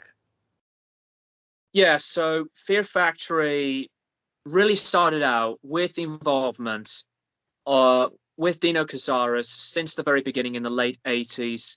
And Soul of a New Machine did have Burton C. Bell, although there was one other member that was credited, but Dino has done the bass work for bass recording, for Soul of a New Machine. And yet alone, a lot of Fear Factory's records have been in the making, mostly into Dino's involvement. Mm-hmm. But for later albums, Archetype is not like this. it has moments where it does have a bit of like that commercialism, especially like with the song on Archetype, the single of Bite the Hand That Bleeds, but with tracks like Cyber Waste, which is a fuck you to the music industry, Slave Labor, I adore that song. The title track Archetype is basically an attack on Dino, why he was out of the band or something like that. But yeah, for Fear Factory, I can see why some people would pick this as like maybe an overhated album, but it's a record that I love for nostalgia reasons. But my least favorite is Transgression, which is really not a very good album. It has okay moments, but yeah, it's really one of those run of the mill. That one I think I remember listening to. I remember when I did the album review for the one that recently came out, I listened to a couple of them back to back in preparation. And that one I remember standing out because a lot of fans were like, "This is the worst album," and I was like, it's not good, but I don't know, whatever. I'm not too well informed on the Fear Factory discography, so maybe I'm in no position to comment. Much like Dream Theater. Yeah, fair enough. For me, I'm going to start to move this along because I realize we've been recording for a while. My next pick is one that you've actually technically already brought up in some capacity. It is a Deftones record. It is called Gore. This is by no stretch an amazing record. I think I remember, I think if I were to review it now, I'd give it like a 3.5 out of 5. But that's there you go, 3.5 out of 5. I think that this album gets a lot of shit because there was a lot of division within the band, and because they're kind of writing songs a little bit differently. It doesn't have the riffs and the grooves that I would expect of something like and of course the classic Deftones, and it's not even as like emotionally cathartic as something like Koi no Yoken. But I don't know, there are a lot of really fascinating songs on here. I like the more atmospheric textures. I like the guitar that the guitar is pushed a little bit to the back and Chino's kind of in the forefront of the record. I like some of the psychedelic influences and ideas. I just think it's a really interesting record. It's something where, like, if I get kind of fucked up on edibles or something, it's one of the first records I'll put on because it's just got like a really nice, soothing kind of vibe. I'm not going to say too much more because this, everyone knows about this album to some capacity. We've even already talked about it to some capacity, but I definitely don't think it deserves all the hate that it gets, especially not from Metal Trenches if he's listening. Yeah, I actually quite like Metal Trenches for quite a bit. Yes, I'm actually quite new to discover that channel. A quick plug to subscribe to Metal Trenches. Yeah, definitely don't subscribe to Strong Boys or Metal Meltdown. Those channels suck. Who the fuck are they? But yeah, Gore, I don't dislike this album. It's my least favorite because I don't think it's as consistent as the earlier albums. But I just think it's the production that just ruins it for me. I think, yeah, it's not the songs themselves. The songs I do enjoy. Some of these roots of heaviness on the album can be pretty bombastic, especially for Chino. But I think some really good riffs of material are on this album. I just cannot get into the production. I just think it's so bloated. And yeah, I know it was a creative difference, a difficulty type of relationship between Stephen and Chino, but yeah, it is an album that I don't think deserves the hate. Like Saturday Night Wrist, but yeah, it has moments. Two albums that together just don't deserve the hate at all that they get. I really like those albums, but again, Deftones in general doesn't really have like a horrible album. I don't know. I can't think of anything in their discography that I outright dislike. I definitely am not a big fan of the early nu metal stuff, but even that, I'm like, you know what? That's still a cut above of most nu metal of the time, in my opinion, at least. Yeah. Actually agree right there. Okay, so the next two are from one band, from one of my Oh, favorite, one of my okay. favorite, Two birds, one stone. Hell yeah. yeah, two albums in one stone from one of my favorite bands of all time. And come to think about it, you know, I was really at the same time curious and yet really pretty much optimistic to dive into this underrated era and say, what would I think about this era? It's not my favorite. It's not my favorite era by any stretch whatsoever. But this is a legendary band with a lengthy discography.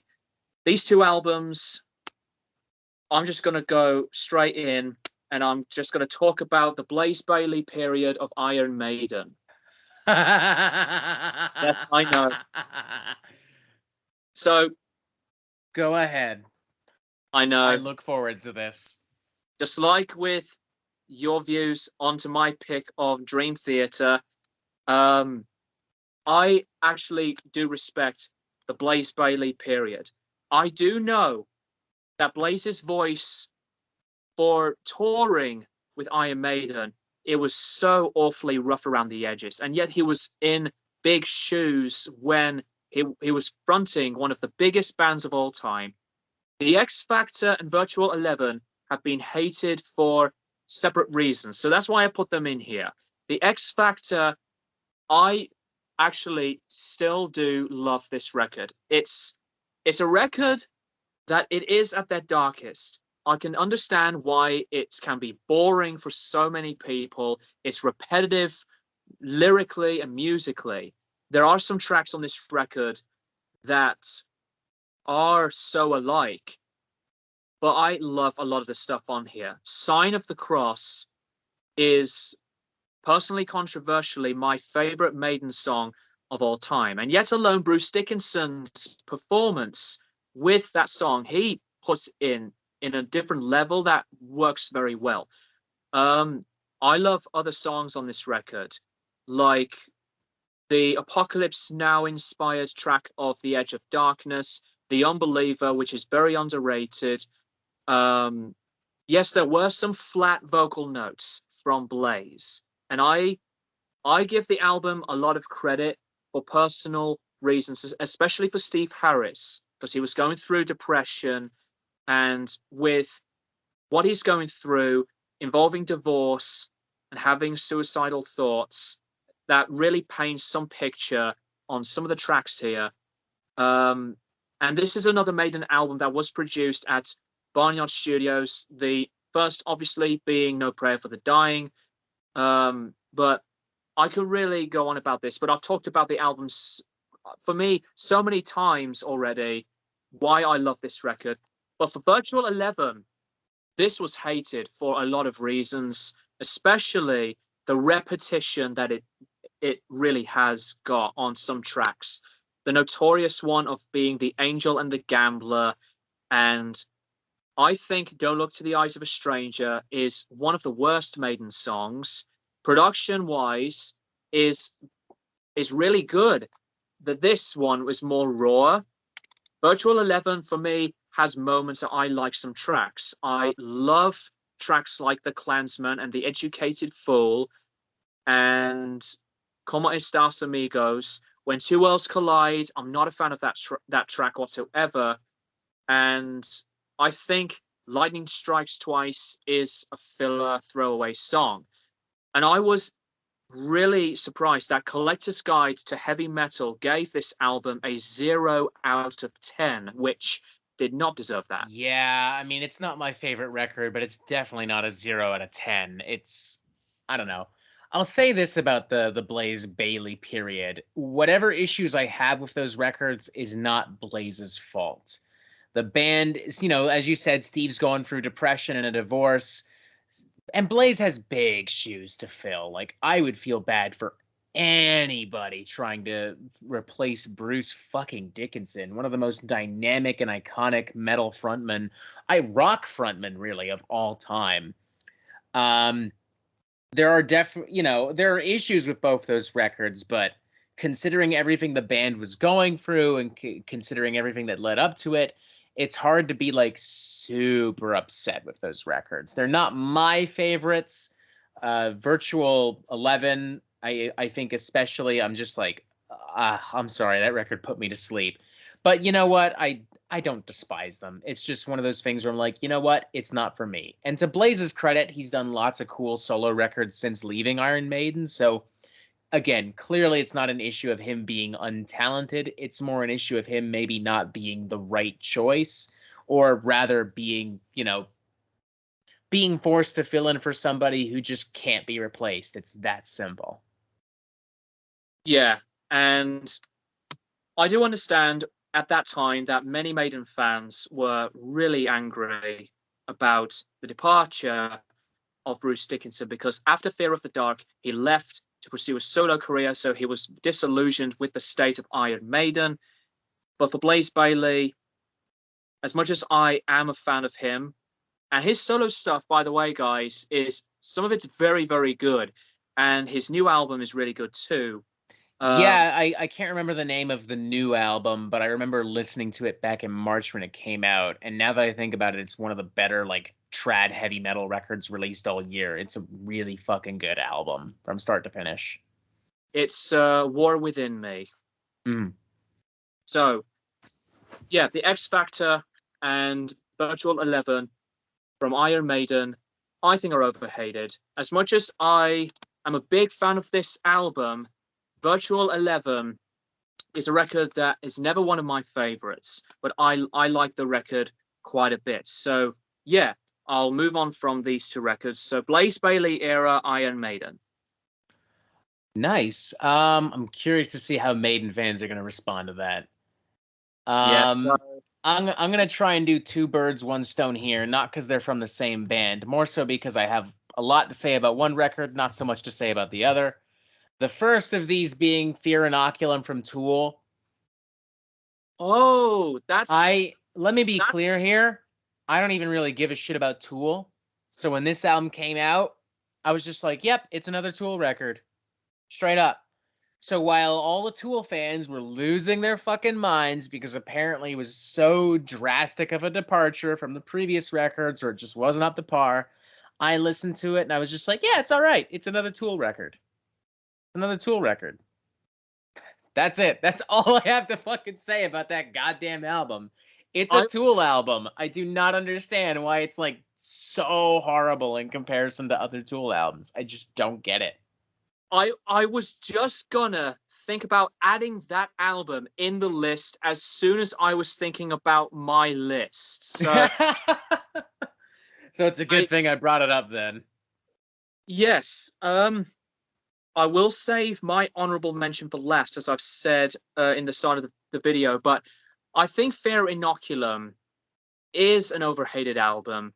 And while I have grown to love Tool, it's obviously nothing like Lateralis or Anima whatsoever. I think Fear Inoculum, it's more of a meditative album. It has a flow that it really sinks in with what you're hearing. It drives you in. So, I mean, Fear Inoculum for 13 years after the last album, I think it's very good, but I wouldn't say it's one of like the best comeback albums ever made. But I mean, some tracks on there are really good. I mean, Numa is fantastic, especially for Danny Carey as a drummer, and even the title track I really like. But if I would have to buy Fear Inoculum, I would rather just not bother with the small snippet interlude parts, because they are the weakest point of the album. That's fair. Yeah. So again, for me, I'm more so just like, you know what? I like Tool, but I've never been in love with them the way that Tool fans are. I've always kind of admired them from a distance. So for me, with Fear Inoculum, I was just like, yep, it's a Tool record. It's more meditative, as you said. That's fair to say. It definitely meanders on some sections, but Mm. I enjoyed it for what it was. I think I listened to it one other time after that, and then I moved on with my life. And then apparently the whole world was just like, no, this is the worst album ever made. I can't believe I waited 13 years for this. And meanwhile, I'm just like, yeah, it was fine. It was fine. It's, I don't know. It's just, I really don't have much to say about it. It just comes down to one of those instances where I'm like, I literally just don't understand why this album gets so much hate, because like I just don't really give much of a shit about Tool. This next album, and I guess this final album, is probably going to be a shock for some people. Maybe not if you pay attention to the Metal Meltdown. It is CMFT. It is the debut solo album from Corey Taylor. When Corey Taylor put out that lead single, CMFT Must Be Stopped or whatever, it immediately drew a lot of criticism. And don't get me wrong, I'm not going to sit here and defend this song because it's objectively pretty terrible. But it's a special kind of terrible. It's like, I think in my official review, I said that 2020 has found its answer to Ba Wit Da Ba, because it is just the most white, trashy, fucking bullshit rap metal ever, and it's objectively horrible, but I can't help but fucking giggle every time I hear it. And the rest of the album, I was shocked to find out, is actually pretty diverse. There's alt metal ballads, there's a pop punk cover, there's a crossover thrash track almost in the vein of like SOD. There's a lot of humor and satire on the record, a lot of self-aware humor, some more serious lyrics. The production is nice and crisp and clean, as I would expect from a modern rock record. And, you know, Corey Taylor is just a great fucking singer. Even at his worst, he is a great fucking singer. Say what you will about Slipknot and Stone Sour, he's objectively a really good fucking singer. And his ability to bounce back and forth between all these different genres gives him the ability to show off his vocal range in all kinds of unique ways.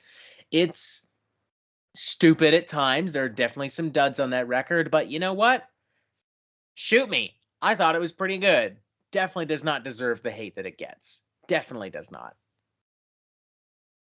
I do think and wonder that Corey Taylor, as a vocalist, is absolutely, to my mind, one of the other realistic and as a prolific one at that. Because I think when he sings clean, he paints some emotion aspects to it. But with the first solo album, maybe so far, hopefully not a lot more, but I think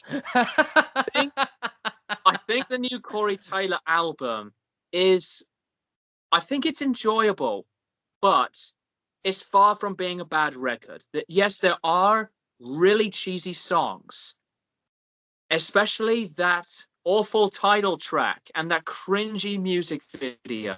So, that was something special. Yeah. And for fuck's sakes, why Rob Halford? Why Randy Blythe? Why were you featured in the video? Anyway, the album, because they got a fat fucking paycheck. That's why. Well, so. And I mean, that's kind of why I love it, to be honest, because I'm just like, this is so trashy and so stupid. It is 2020's answer to Ba Wit Da Ba, which I don't know. I don't even know how else to explain it. It's objectively terrible, and I love every second of it. It's the Room of like rap metal, if that makes sense.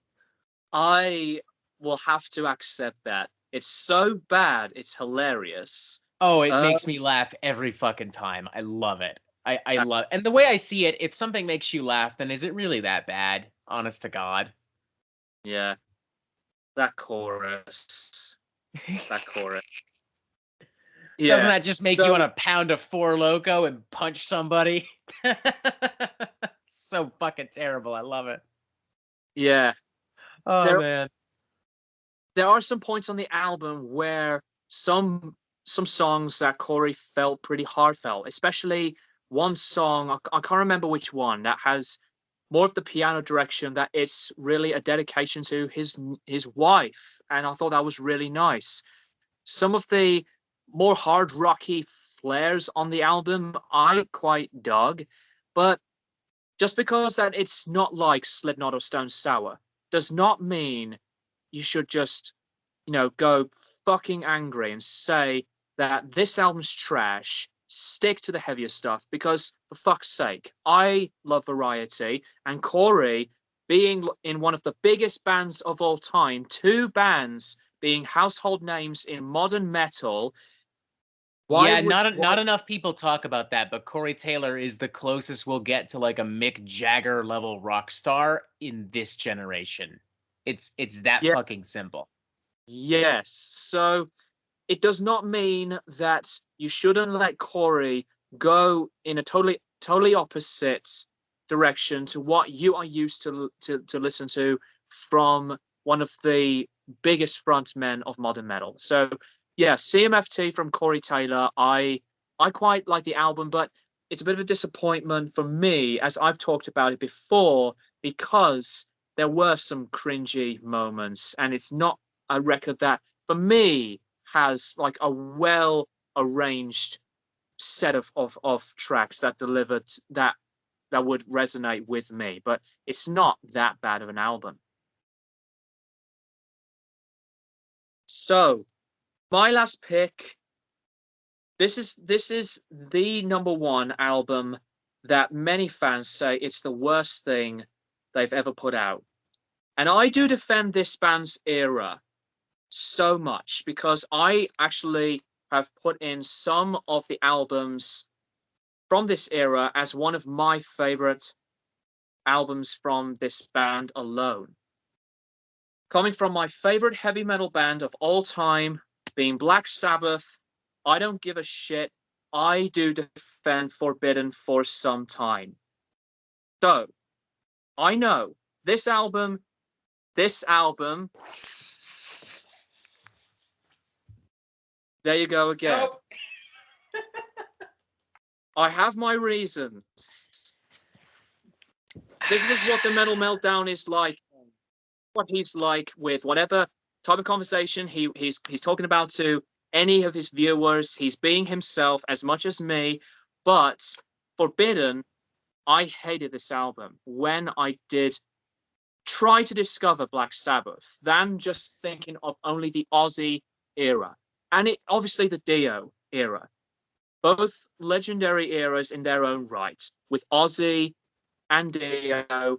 And even I really enjoy the Glenn Hughes era for Seventh Star. Born Again. There's a couple of good stuff with Glenn Hughes and with the other singer, what's his name? Tony Martin. There's a lot of really good jams there. Yes. You've definitely lost me on Forbidden, but that's okay. I will allow you to explain and do your thing. Well, I was lost with Black Veil Bride, so we call it even. So fair enough indeed. So I really did appreciate the Ian Gillan period for Born Again, but that's not one of my favorite Sabbath albums. But for any Sabbath fan, I know when I see one who hates this album. I didn't like this when it came out. Well, when I discovered this, the production is awful. It was produced by Ernie C., who was a musician who He was the guitarist for Body Count at the time, yes? Body Count's guitar player, yeah. Okay.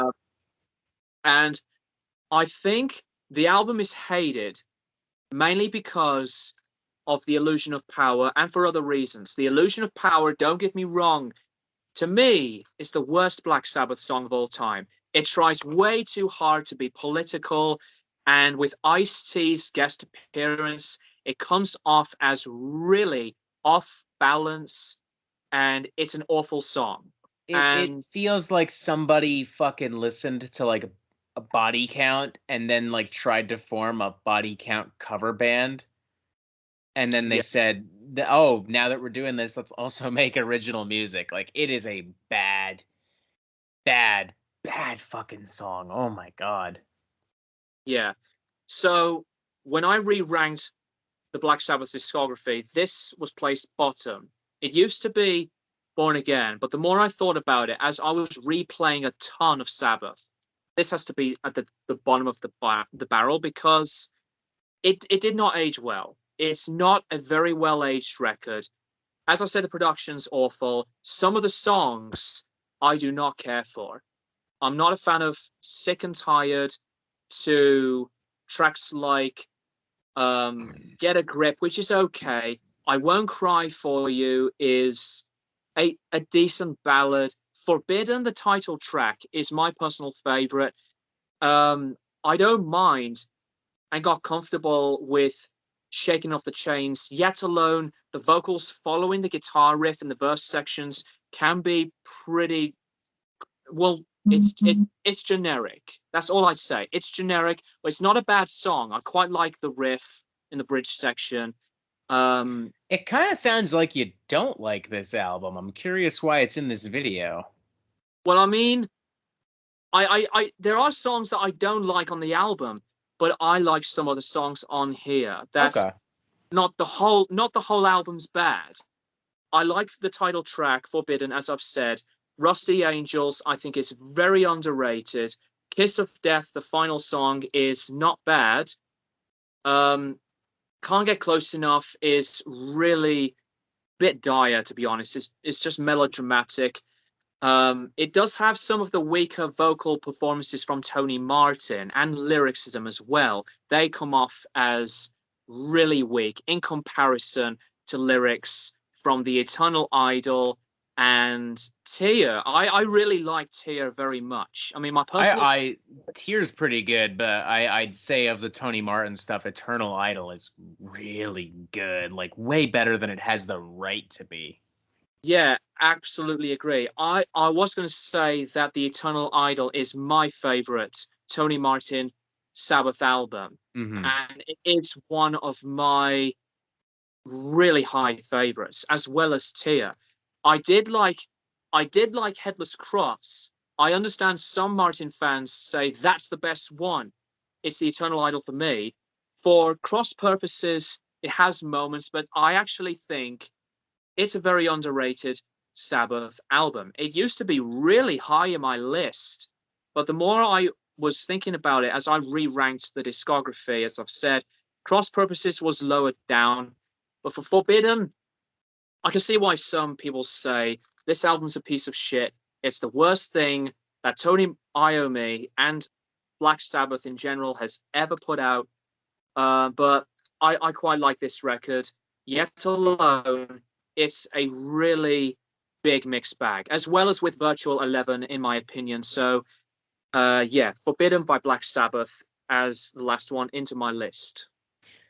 Definitely a very controversial choice. I think that'll definitely be up there with Lulu as far as controversial choices are concerned. But, you know, I mean, I can't personally defend the record, but hey, it's not up to me to fucking, like, if people dig it, then people dig it. I will say that it is... I'm, like, struggling to think of something nice to say about it. Yeah, no, I've heard worse. Let's just stick with that. It's not an amazing record. I would argue it does deserve some of the hate it gets, just a little fraction. Yeah. But I've definitely heard way worse. Like, oh my god. Even from Black Sabbath alumni, I've heard worse. Cough, cough, Undercover, Ozzy Osbourne. C'est la vie. Yeah. So that's personally my list. And I'm pretty sure that you may have finished your list or you've got another record. Oh no, I did 10. I'm good. I did 2 birds, 1 stone, so. Yeah. The honorable mention record that I'm just going to put in here. I'll go very quick with this because we've gone for over 2 hours. The one album that I thought about putting in here. Yeah, but no. I think this album is not bad. It's totally trashed because of the frontman's own words of of political was and the state of the band this direction was in. And while I do get and understand the hate, but the more I was really thinking about it, I don't think it's all bad. Yes, it has some cringy moments. I'm talking about Catharsis from Machine Head. So Catharsis, wow. Interesting.